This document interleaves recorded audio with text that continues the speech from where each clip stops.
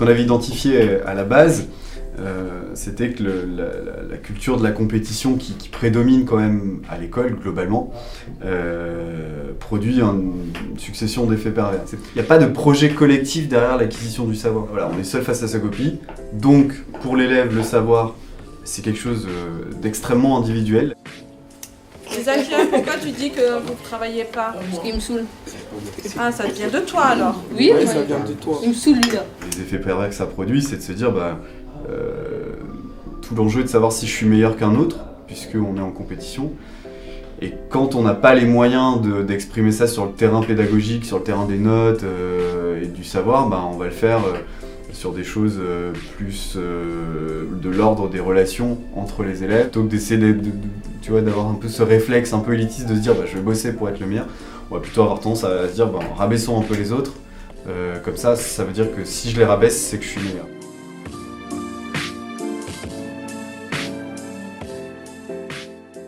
Finalement, on traduit des outils et des méthodes qu'on utilise très bien avec des adultes, qu'on peut très bien utiliser avec des élèves.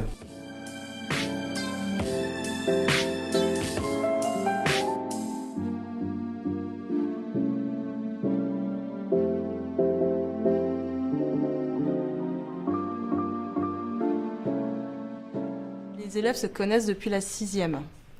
D'accord. Et puis après, en 5e, il y a eu des entrants, et cette année, il y a eu des entrants. Mais le profil, en fait, c'est que en 6e, ils étaient peu nombreux, et donc très proches, du coup. Et donc cette complicité a malheureusement mal tourné, dans la mesure, en 5e, ils se sont retrouvés plutôt dans le chahut que dans le travail. Et cette année, en 4e, on retrouve la même chose, avec une dynamique qui est pas positive au niveau comportement et au niveau travail. Vous avez 3 minutes dans chaque équipe pour choisir la phrase qui répond le mieux à la question. À savoir, qu'est-ce qui nous rend plus fort à plusieurs? Alors pourquoi vous avez choisi ça dans l'équipe? On a trouvé qu'avoir plus de bonnes idées pour les mettre en commun, on peut arriver à plusieurs choses. Parce qu'on est tous le différent de quelqu'un d'autre.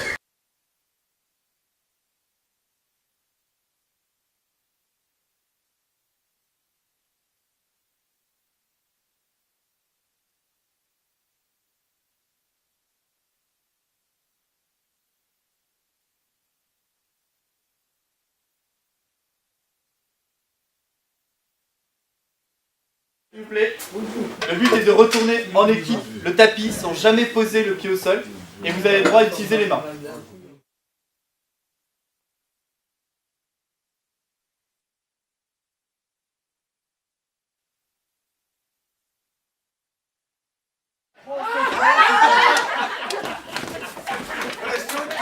Ils avaient un autre visage. Ils étaient vraiment dans le faire. Ouais, mais tu te moques. Vas-y, cacao, une, et tu fais le clap, après tu pars. Mais t'as le temps, hein, il y en a Vas-y. Cacao, une. Allez, action!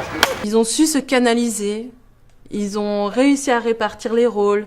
Là, on a vraiment vu, sans intervention des adultes, ils se sont mis d'accord, ils ont vraiment fonctionné en groupe. Ça tourne. Bruce, le lion, première. Autant l'équipe de technique a réussi à s'entendre pour les 2 tournages. Les acteurs ont joué le jeu. Ils étaient soucieux de faire des bonnes prestations.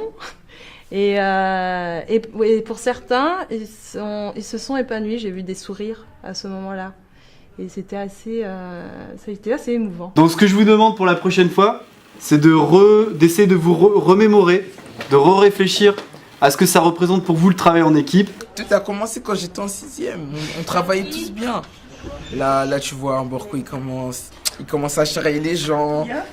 Après, j'ai commencé à chercher des trucs pour le charrier aussi. Après, c'est parti sur Enoch. Après, Jérémy, Jonathan. Voilà. Ça a changé la classe. Oui, mais tu peux pas rejeter la responsabilité sur les autres, c'est toi qui as... Mais oui, j'essaie, il y a aussi moi. C'est ta volonté. Il y a aussi moi-même aussi, mais il faut que je change. L'ambiance négative de la classe a fait qu'il s'est mis dans ce type d'attitude et qu'il se pose des questions à ce sujet-là. et que quelque part, ce qu'il nous dit, c'est qu'il aimerait bien que l'ambiance soit plus positive et que ça lui permette de mieux travailler à l'intérieur. Est-ce que tu penses que ça peut changer? Bah bien sûr que ça peut changer, c'est pour ça que vous êtes venus, non? Ils prennent la parole, dès que tu construis ce cadre bienveillant, ils prennent la parole, et ça c'est vraiment fascinant quoi. Oui, et à la fois les élèves timides d'une part, qui peuvent se sentir plus à l'aise pour prendre la parole, il y a aussi les élèves, on va dire, sans vouloir les classer, justement à l'inverse du timide, mais dont la parole est tout le temps réprimée parce qu'ils interviennent aussi souvent un peu pour perturber l'ordre de la classe, qui trouvent finalement un cadre où ils peuvent tester une forme d'expression plus constructive. Ils se sentent légitimes et parce qu'ils se sentent légitimes, ils deviennent aussi plus constructifs.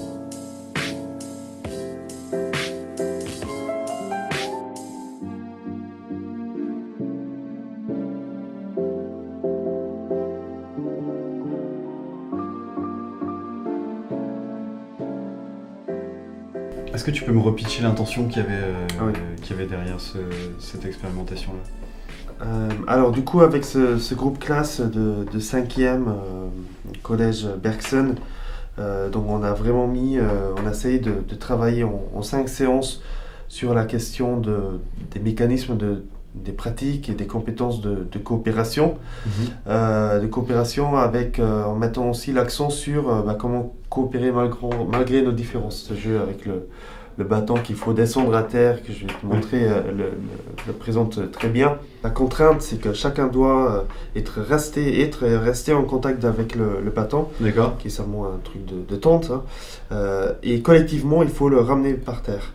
Et il y a quelque chose de magique dans l'exercice, c'est que quand tu fais ça, de façon assez surprenante, le bâton monte plutôt.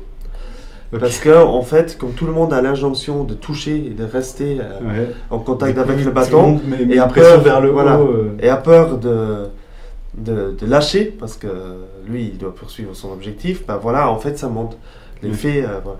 Donc il y a un peu une injonction paradoxale entre l'objectif individuel et l'objectif collectif. Comment tu arrives à débriefer ça? Il y a des jeunes qui, par ailleurs, prennent pas facilement la parole pour dire des choses hyper constructives. Là, c'était des leaders super positifs qui ont aidé le groupe à atteindre son objectif. Bonjour tout le monde. On va approfondir la question de la coopération et on va surtout aussi approfondir la question des stéréotypes et de l'empathie. Quand vous écoutez activement quelqu'un, c'est que 100% de votre cerveau est dédié à l'écoute. Alors que qu'est-ce qu'on fait normalement? C'est que 50% de notre cerveau est déjà en train de réfléchir sur ce qu'on va répondre. Comment est-ce qu'on pourrait dire les choses autrement plutôt que tais-toi? Pourrais-tu moins bavarder? Par exemple, tout à fait. Le poser en question. Il faut dire ce qu'on pense, mais il ne faut pas exagérer. Est-ce qu'on peut faire un tour de table avec ceux qui étaient dehors et qui sont rentrés, qui ont essayé de s'intégrer? Elles parlaient entre elles et elles nous rejetaient. Au début, elles étaient méchantes. Enfin, elles me mettaient des gros vents. Et lui, il m'a dit que j'étais un marabout. Je lui ai dit qu'il faisait de la magie noire. J'étais pas étonnée, j'étais choquée. Oui, à la fin, je voulais même pas les écouter, je voulais même pas qu'ils nous parlent. Au lieu de faire du mal autour de nous, il faudrait penser que si y a des gens qui nous faisaient du mal autour de nous, on réagirait comment? Et ce cycle-là, on peut le casser seulement quand on a l'expérience de celui qui est exclu aussi de temps en temps. Parce que quand vous comprenez que ça peut quand même faire super mal, c'est là que vous pouvez aussi, en tant que personne qui de temps en temps exclut, changer les comportements et passer plutôt à des stratégies d'inclusion. Le début de 5e, c'est beaucoup de compétition entre les élèves, se comparer. Il y a des soucis de vivre ensemble, beaucoup d'intolérance, de certaines violences. J'ai l'impression dans l'éducation nationale, c'est que les élèves sont beaucoup sur la compétition, sur la note, le résultat scolaire vraiment. Et beaucoup moins sur la coopération, sur l'entraide, sur comment on peut réussir ensemble. Pulpe. Ça pique? Liquide. Lequel est-ce que vous voulez? Vous allez donner une histoire à votre citron. C'est-à-dire vous allez lui inventer une vie. Elle s'appelle Marie, elle vient de Palestine, elle a 2 frères, elle a 2 sœurs. Elle est tombée d'un citronnier. Elle a roulé jusqu'en France, elle s'est battue avec une orange pour un raisin pendant son voyage. Elle s'est fait éplucher entre-temps, mais sa peau a repoussé. Elle arrive en France et Tropicana la presse, puis elle devient une limonade, vendue à Leader Price, puis achetée pour 1,50 € à des collégiens. Je m'appelle Limonade, je suis née dans un citronnier, je suis jaune et vert, j'ai des boutons d'acné marron, je vis dans un pays des citrons, la capitale est Citroville, j'ai un frère et une sœur, mon frère s'appelle Limo et ma sœur s'appelle Nad.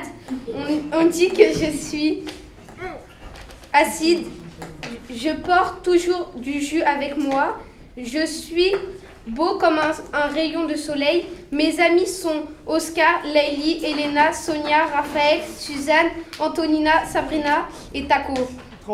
Est-ce que vous allez les retrouver? Comment est-ce que tu le vois? T'es sûr?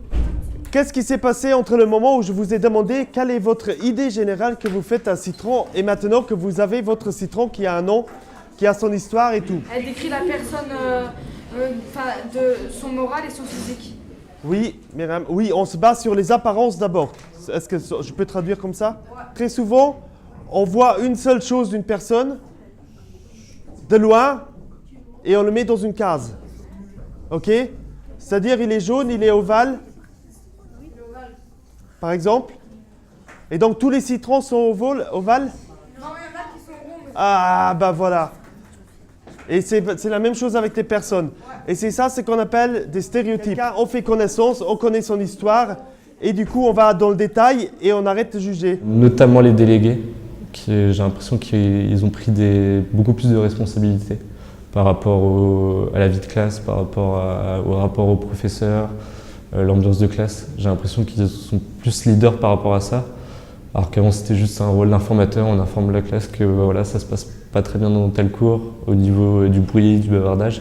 Maintenant c'est plus de l'information, c'est qu'ils essayent d'aller voir chacun et leur dire non, par contre on ne peut pas travailler dans ces conditions, c'est plus possible. Comment on transfère certaines pratiques de pédagogie active autour de ces questions-là dans les pratiques et dans le cadre scolaire plus largement, c'est-à-dire c'est pas que ce qui se passe dans le groupe de classe, c'est la question des rituels, c'est la question des rôles des uns et des autres, c'est la question de comment on gère une cour de récréation, est-ce qu'on donne des rôles, des responsabilités aux élèves. Et là on vous propose en fait de prendre des rôles, pas tous, mais sur chaque table au moins une personne qui veut bien être la personne qui veille à l'intégration. Est-ce que tu veux être animateur, celui qui assure que la parole circule? Des situations d'exclusion ou de personnes plus solitaires ou qui se font plus harceler, enfin tu vois, c'est des situations qui existeraient moins si le niveau global culturel des établissements admettait plus de coopération et plus de bienveillance. En fait, ils ont certaines compétences dont ils sont inconscients. Et donc c'est devenu aussi des compétences conscientes.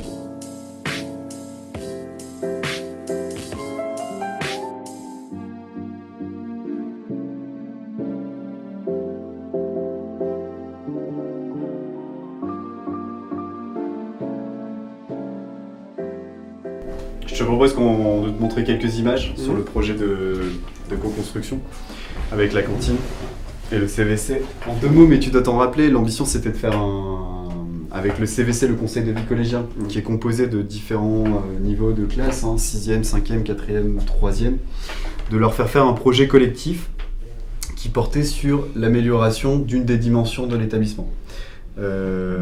Après qu'ils aient enquêté auprès de leurs camarades, ils ont identifié différentes problématiques, ils ont fait passer des questionnaires, des entretiens, ils ont globalement choisi de s'intéresser plus spécifiquement à la cantine. On va récupérer les élèves du CVC et le but c'est de faire l'immersion comme d'habitude, c'est-à-dire en mode immersion créative. L'idée c'est de comprendre à la fois comment ça se passe, identifier quels sont les points de blocage, les freins, voir ce qui marche moins bien en gros, et essayer de solliciter les élèves qu'ils aient des pistes créatives, des idées innovantes pour améliorer la cantine.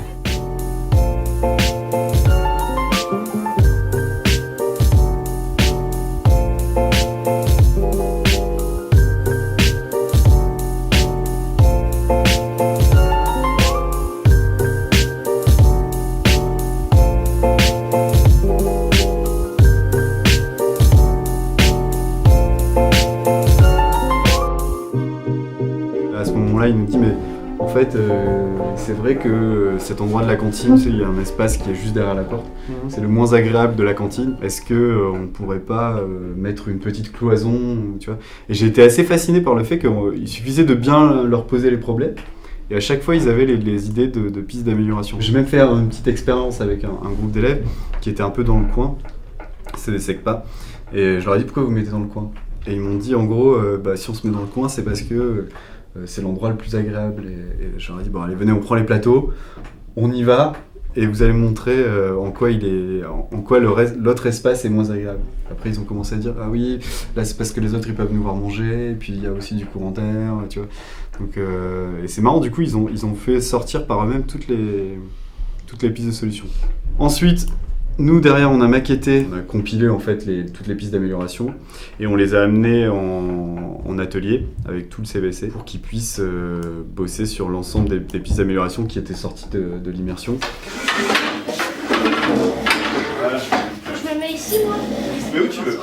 Nous, notre intervention, c'est de réintroduire un peu de culture de la coopération. Vous avez 2 minutes pour abandonner une des priorités et garder qu'une seule des 2 cartes. On allonge le tapis et on fait passer sur toutes les tables. Mais non, ça va être n'importe quoi. 2 secondes, attention, maintenant vous faites la même chose à 4. Pourquoi il y a une queue là? Oui, parce que dans la cantine, il y a toujours un blocage ici. On a vu aussi qu'on avait un souci d'entrée et de sortie. Déjà, on a 2 portes. Souvent, il y en a une qui est fermée. Vous l'avez tous remarqué.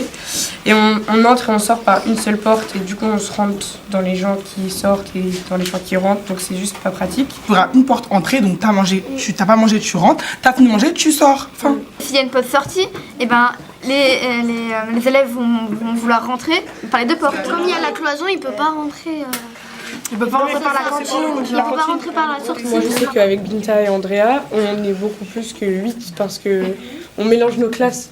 Et par exemple, moi je vais être avec Chanez Ikram, elle va être avec plusieurs gens, après Jason et Arthur ils vont arriver, puis il y a plusieurs, on va se retrouver à tous le midi, donc ça va être juste pas pratique. Et on va espacer les tables, parce que c'est vrai que quand on prend les tables longues comme ça, tu passes, tu dis pardon, il y a tout ça qui gifle derrière, et il y a ton plateau qui a déjà tombé sur l'autre. L'intervention d'Indivisible, c'était vraiment cet objectif-là, c'était de donner des méthodes de travail et d'impulser une dynamique, et puis d'avoir du concret aussi, parce que entre 10 et 15 ans, si c'est pas concret, ça n'a pas tellement d'impact. Et en fait, ça a super bien marché, parce qu'il y a 2 raisons pour moi pour lesquelles ça a bien marché.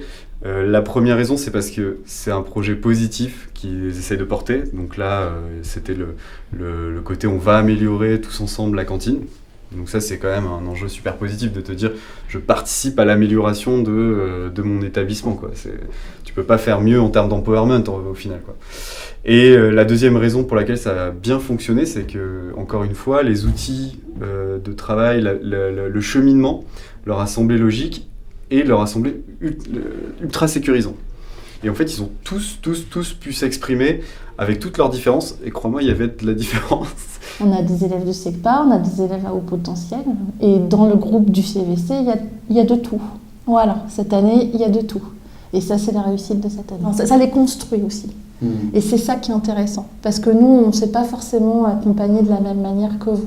Ça manque de projets collectifs. C'est-à-dire que, tu vois, on peut supposer qu'il y avait plus de projets collectifs, les élèves réfléchiraient plus ensemble, réviseraient plus ensemble. Tu vois, il y aurait une sorte de réussite qui serait au niveau du groupe classe, voire peut-être même à l'échelle de l'établissement. Il faut trouver quelque chose pour faire respecter la minute de silence, parce que si on ne trouve rien, personne ne va la respecter. S'il n'y a pas de sanction, pourquoi la respecter? Quand on est dans la cantine, on mange, on savoure son plat, on boit et c'est beaucoup mieux. On se sent beaucoup mieux à l'aise que quand on est dans la récré, on se sent vraiment mal. C'est pas que le monde scolaire, c'est aussi leur lieu de vie. Pourquoi vous préférez la cantine que la cour? Quand on se retrouvait avec différentes classes, parce qu'on a tous été séparés déjà, c'est le seul moment où on peut se retrouver parce qu'on n'a pas les mêmes horaires. Le midi, c'est le seul moment où on peut se retrouver. 15 minutes, c'est pas une récré, c'est juste un intercours en fait. Et une des questions, ce serait de comment décaler cet usage, parce que c'est pas forcément manger la question, c'est plus rester entre soi, un temps de convivialité. C'est-à-dire le lien entre la conscience et finalement les compétences douces, c'est la question de l'empathie qu'on pourrait aussi mettre dans les compétences. Ouais. Parce que compétences douces, c'est aussi les compétences émotionnelles. Typiquement, c'est pas juste être dans le rationnel et j'avance, je marche sur les autres, ou il faut faire attention aux autres. Mais c'est vraiment aussi se sentir appartenir au collectif et aussi sentir les effets positifs, mais aussi potentiellement douloureux de la vie en collectif. Systématiser le travail en îlot, en groupe de 4 ou 5, avec des rôles bien différenciés, avec prise de parole, quelqu'un qui va faire la restitution du travail du groupe. Tous ces aspects-là, c'est important de donner des rôles aux élèves. Se donner des règles collectivement, c'est aussi un outil pour typiquement les enseignants. On va continuer sur les mêmes problématiques et puis sur les mêmes solutions. Là, ils sont en train de travailler sur eux, ils ont pris des engagements. Donc on va les afficher, ces engagements. On va y revenir. Et du coup, on va fixer d'autres choses. Parce qu'ils ont besoin aussi d'avoir des rappels. Mais simplement, le rappel, ça peut être, je vais à un endroit, je le montre. Je montre, voilà, tu t'es engagé à ça, rappelle-toi. Ouais, l'objectif, ce serait de permettre aux élèves d'être plus réflexifs, plus conscients de ce qu'ils font quand ils sont avec les autres et comment travailler en équipe et comment mieux coopérer. Et aussi de carrément s'engager dans des postures, des comportements différents avec de nouvelles pratiques. Merci à Indivisible de nous aider là-dedans. Parce que vous avez quand même un regard que nous, on n'a pas. Hein. Par rapport à quoi ? Tu vois, la construction de questionnaires que vous avez fait à l'issue de notre rencontre, etc., nous, c'est des outils qu'on n'a pas. On n'est pas sociologue non plus. Hein. Voilà. Et je trouve que l'intervention que vous avez eue au premier CVC, là, c'était super constructif. C'était à la fois convivial et constructif. Et du coup, c'est super pour les gamins. Ils attendent le 19 décembre. Ils resteront 1 heure de plus, hein, parce que les cours finissent à 15. Mais ils vont rester 1 heure de plus. Pourquoi on désirerait une alternative à ce qu'on vit aujourd'hui ? Et ça s'incarne pas que dans des discours, ça s'incarne dans de la pratique, quoi. La coopération pratique. Et pour ça, t'as raison, il faut développer des compétences douces, du projet collectif, un avenir désirable et commun. Cette expérimentation, si on pouvait la conduire un tout petit peu plus loin au niveau du groupe classe, une sorte de kit méthodologique, un kit méthodo en 5-6 séances, d'aborder collectivement avec toute la classe la question de la coopération. Et enfin le dernier, c'est un peu une expérimentation, un peu prototype de ce qui pourrait être fait avec tous les CVC en France, partout dans les différents établissements, CVC et même CVL en fait, un conseil de vie de lycéen. Ce serait l'idée qu'un des rôles premiers du conseil de vie collégien ou conseil de vie lycéen serait d'améliorer les dimensions ciblées de l'établissement et le faire par la co-conception ou la co-construction en impliquant l'ensemble des parties prenantes concernées de près ou de loin par le problème pour trouver ensemble des solutions d'amélioration.